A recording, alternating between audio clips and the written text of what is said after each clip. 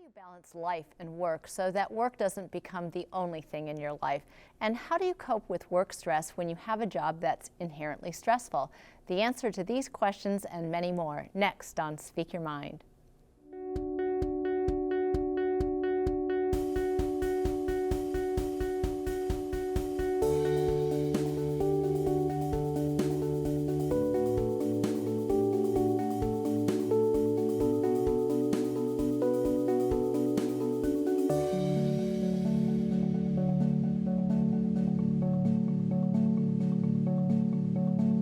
Speak Your Mind. I'm Dr. Carolyn Phelps, licensed psychologist with the Human Development Center.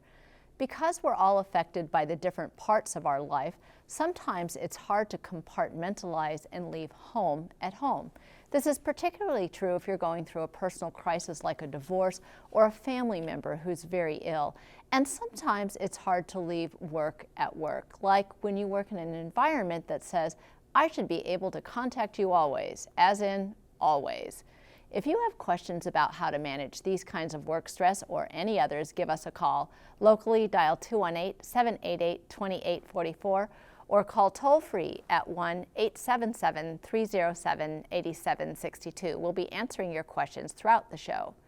28 years ago, Bob Lyman helped establish the first employee assistance program at St. Luke's Hospital. He's now the director of Sand Creek North, an EAP service based in Duluth. Thanks so much, Bob. We had you on the show last year. Thank you very much. And I'm just so glad that you were willing to come back this year because this is such a huge topic. And I think the part where I really want to start is that whole work-life balance. I think a good place to start would be what happens and what people see on the job, what happens to people on the job when home life is creeping into work life. Well, I think it's the same thing when work life creeps into home life. I mean, if you asked a wife or a husband or a partner, you see the same thing at work, that people start to become irritable, they're hard to work with, they lose focus, they're preoccupied, a large amount of absenteeism and those types of things that cause them to have difficulties in their job performance. So that's one of the things I've seen as I've worked with employees, and a lot of times supervisors will confront that, but they have a difficult time because legally they have to separate and not focus on someone's personal problem. They have to focus on the employee's job performance, and sometimes that doesn't appear to be very compassionate, and it's hard for them to balance their compassion for their employee but yet focus on the job performance. And so a lot of times they call me in and they send people to me, an employee assistance counselor, to assist that employee to find that balance that we're talking about tonight. So what would you advise to managers or bosses who are in that situation, who really feel for the employee and maybe knows a little bit about what the employee might be going through, feels for them, but maybe also sees some work performance issues that they can't turn a blind eye to? Because that winds up being the dilemma. I think a supervisor has a difficult situation, and they're just as stressed thinking they have to confront that issue, and that's as stressful as the employee that's going through the trouble of whatever they're struggling with at home that comes to work. And so what I tell a supervisor is, don't be afraid to talk. There are things that you can do and still be within, your legal limits to confront the issue, but don't ignore it, because if you stick your head in the sand, it's not going to go away. It usually gets worse. So I tell them they do have to do coaching. I mean, you don't have to have a disciplinary conference every time you need to visit with an employee. It can be a coaching session. And what I tell supervisors is, there's a difference between, I'll do the counseling and you do the coaching, and you do the training and I do the therapy. And I think that they understand those words and understand that there are some boundaries that they don't want to cross, though, also. So let's talk a little bit about that difference between coaching and counseling. That seems to me that in some instances that could be a very fine line. Well, I think what I've seen mostly under supervisors and the parameter they're working under is they get very close to their employees and then all of a sudden they start giving advice. Or a supervisor may hear from an employee, well, you have kids, how would you parent them? You've been divorced before, how would you deal with this? Or asking personal questions of a supervisor because they see the supervisor as someone in authority. If they're a younger employee, they may see them as a parent and ask them for advice. And I would advise them, the supervisor, to be very careful with that, and that's the boundary that they have to be careful of. And that's why I think employee assistance programs actually came into being, is to take that piece of difficulty that a supervisor has, especially in a small company, and give it to somebody who's a professional in that area, understanding mental health and chemical dependency, and let them work on the job performance issues which they are specialists in.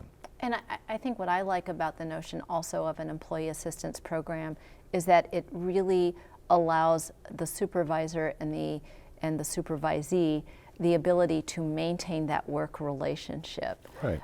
and to not cross over into those boundaries, because I find that in listening to people, often where we get into problems is that when we're not staying within the boundaries of the relationship that we have with others. Well, especially in a social service agency, we're so prone to get into our therapeutic mode with the people that we supervise that we have to be careful that we don't provide a service that we shouldn't, and that keep our boundaries tight. But there are other companies too that, when you have small companies of less than 100 and departments less than 10 people, supervising those can be rather difficult because you get to know them very well and you care about them. And the most important asset to a company, I think, isn't the computer or the truck or the infrastructure. It's the employee that makes it work. And they need to feel that. And I think most employers understand that they need to take care of that. That's why we have health insurance. And that's why I think employee assistance is there also, is that the employers that do have employee assistance realize the importance of the asset they have in keeping their employees healthy, not only from a physical standpoint by having health insurance, but also from a mental health standpoint. Explain what an employee assistance program is, because I think that there are some viewers out there Sure. who have a real narrow conception of employee assistance programs and may even have the wrong conception of what Well, that I've is. seen people think I'm coming in to talk about the credit union, or that they're going to get laid off and I'm supposed to help them find another job. And employee assistance is short-term counseling, information, referral resources, a place where an employee can come. They don't necessarily have to have a diagnostic assessment done or a diagnosis of a mental health problem or a mental illness. It's a place to talk about their stress and to work through it with a neutral third party who's a professional in that area. It's a free service, usually paid for by the company. It's a confidential service. It's under the same confidentiality guidelines as if you were a physician or a therapist.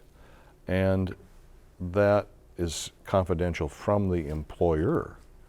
So many employers do that and try to share that with the employee to let them know that they can go there and do this and it won't affect their promotion or their job performance or that type of thing. I think that's a really important point to make, Oh, because absolutely. I think a lot of people think, like, if it's a counseling service connected to my work, then what does that mean regarding the communication lines between the employee assistance program and HR or even my direct Correct. boss or supervisor? So there has to be clear boundaries there too. And when we have employee assistance programs in companies, we make it clear to human resources and to their administration that there's a separation there, that we don't share those visits. And then people who take advantage of the program, well, again, I talked about the asset of a company being the employee. If we're helping an employee who has job performance problems, it takes more money to fire someone, retrain, and then get someone else on board. If someone's worked somewhere for 10, 15, 20 years, it's better to work with them and try and resolve their personal problems that are affecting their job performance than to retrain someone to try and meet that, because they're not like a computer. You pull the plug and they download and they lose all their information.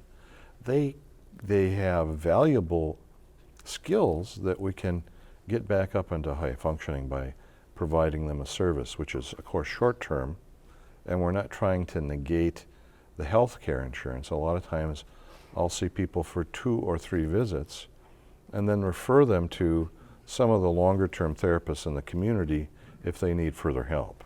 And some of the assistance that you give people isn't even just about sort of traditional counseling. It might be people who have they're in financial problems, and that's what's causing them stress, or they're looking to, you know, they might be providing care for a parent, and that's what's causing them stress, and Correct. looking for resources. And part of my understanding of what an employee assistance program does is help people get to those professionals as well who can be of assistance. It's not always mental health professionals or chemical dependency professionals. We also provide, the national program that I work for provides lawyer referrals and also financial assistance, financial help for people who are struggling with budgeting or things like bankruptcy, that type of thing. So, yeah, you're right. It's almost become a concierge service of sorts, that many of the things that we provide, you know, finding a nursing home for your elder parent who's down in Florida, or providing, you've got a son or a daughter who's out east in school and is homesick and needs someone to talk to. It extends to family members too, which is nice, because employees are worried about their families too. And I think a lot of people don't know that aspect, that the employee may be doing fine but may have a spouse or a child who is in need of some assistance, and that the employee service goes to those members of the family as well. Right. With the theory behind that being that if your family's functioning better, you're functioning better, and And I you're believe that's functioning true. better at work, right? I agree. Of Yeah, course. Yeah. Here is a man from Duluth called in who said, I really don't like my job but can't afford to quit working. I think that is the story with many people. What should I do?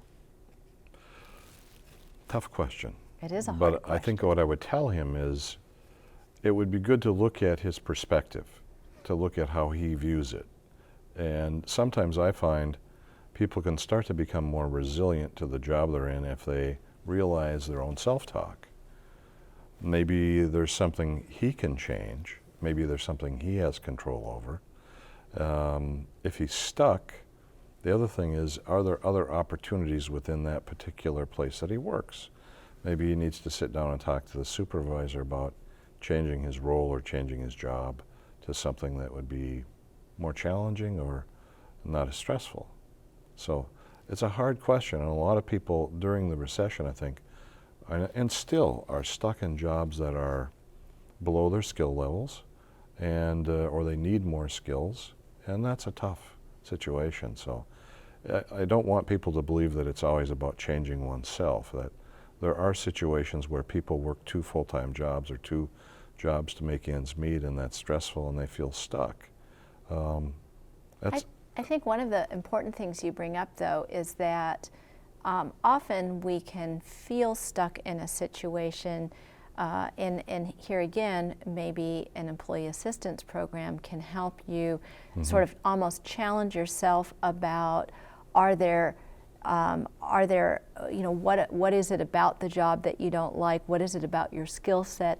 Are there more creative ways of problem solving? That's part of it. That's part of it too, of taking a look at that, rather than just feeling only trapped where you are. Yeah, when people are stuck, I think that sometimes a third party taking a set of neutral eyes, taking a look at it, if that's available to them in their organization, to definitely take advantage of an employee assistance program if they have one.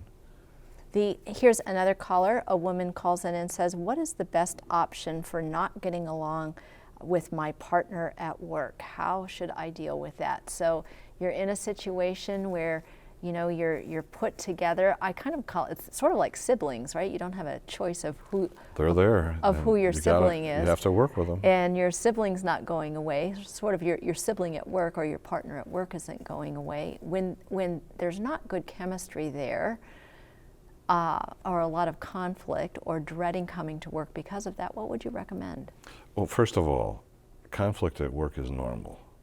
Anytime you put any two people together, whether it's in a relationship, a marriage, a partnership, or a work relationship, you're going to have conflict.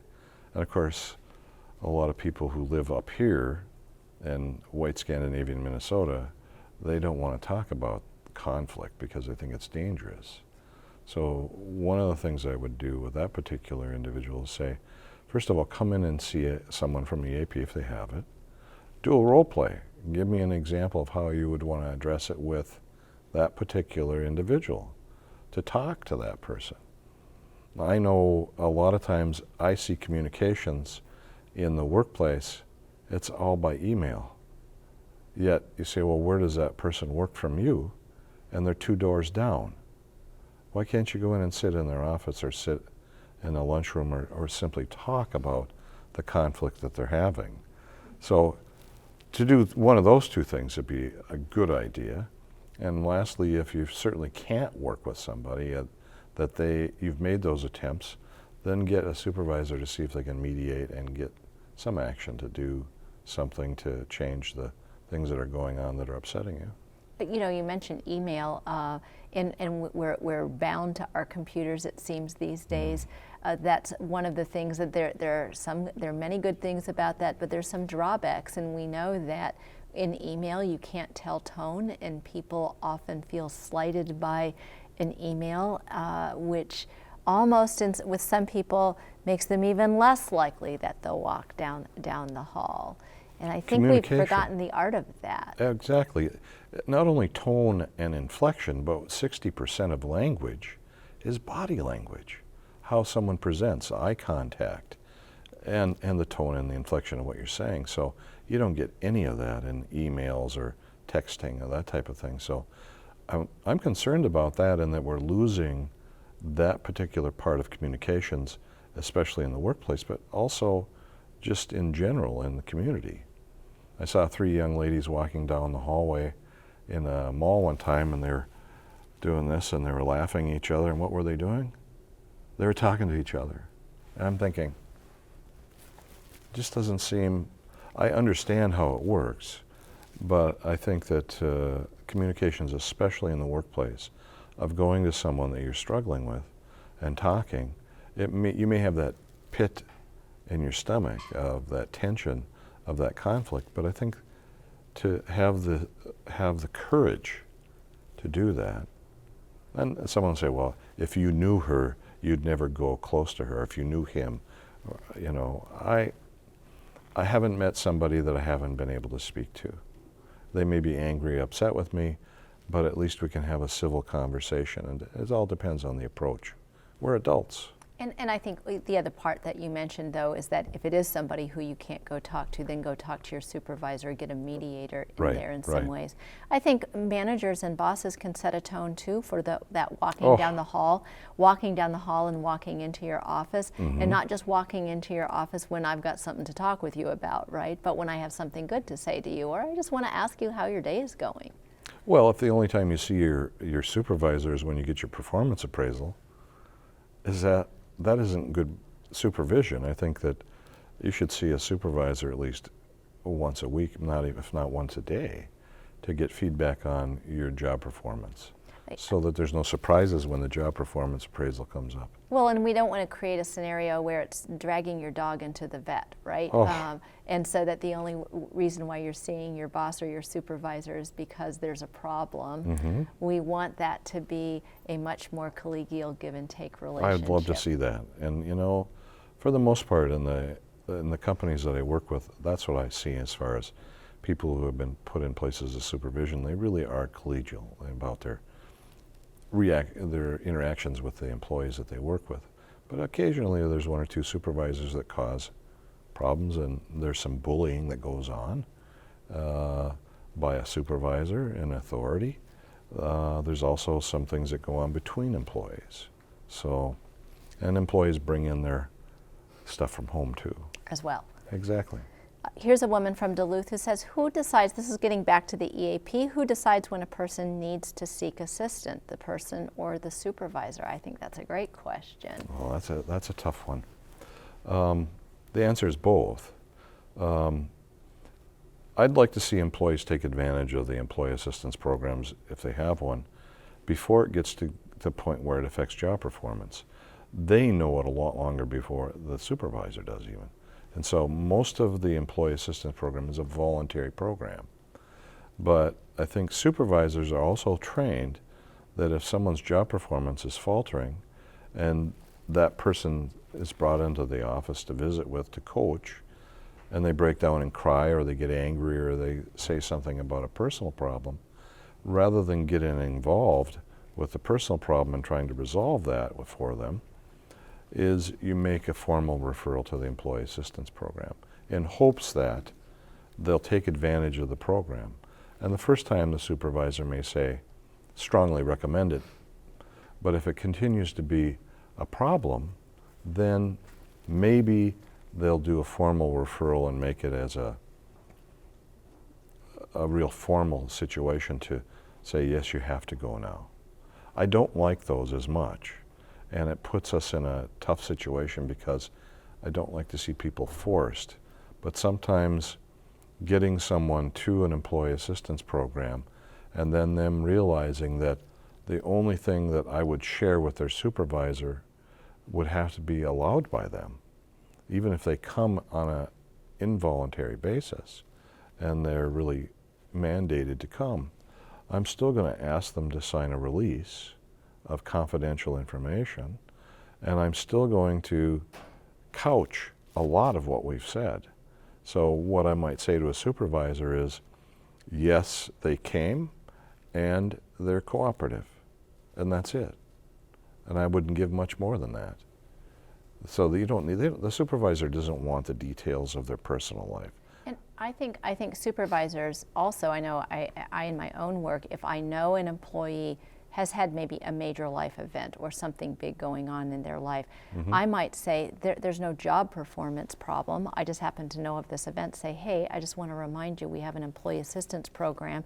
I don't need to know if you're going or if you're not going. Well said. I just want to make sure that you know this is available to you and it's free of charge. Take advantage of it, don't take advantage of it. If you have 3 or 4 visits where you can kind of debrief yourself from a situation, it's probably a good idea to go in and take care of it. So that's the advantage of EAP. As you as a supervisor know that that's a great opportunity to do exactly what you just said. We are running short on time. We have a lot more questions that we're going to have to get through on the blog. If you were to say something real, sort of sum things up for our viewing audience, what would that be, Mr. Lyman?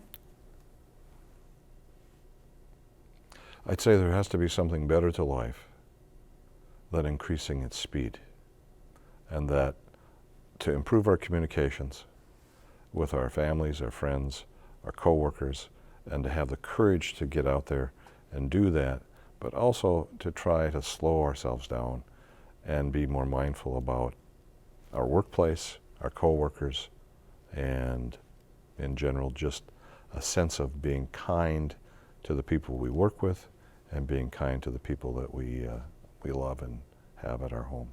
I think that message is wonderful. I love the message of being kind to the people who we work with, kind to the people at home, kind to everyone in our community. We can all use that, right? I also like the message of slowing down, of disconnecting from all of our technology, making sure that we're taking time for ourselves and making sure that you're making that a priority. I don't think anyone has ever died saying, wow, I wish I would have worked more. Don't forget to visit us on the web at speakyourmindonline.org, where you can find a schedule of our topics and resource links, and read my blog, because that's where I'm going to answer all the rest of the questions that you called in. And join us next Thursday when we'll discuss talking to your kids about the birds and the bees. And in this case, birds and the bees, yeah, that's the metaphor. I'm Dr. Carolyn Phelps. Thanks for watching and good night.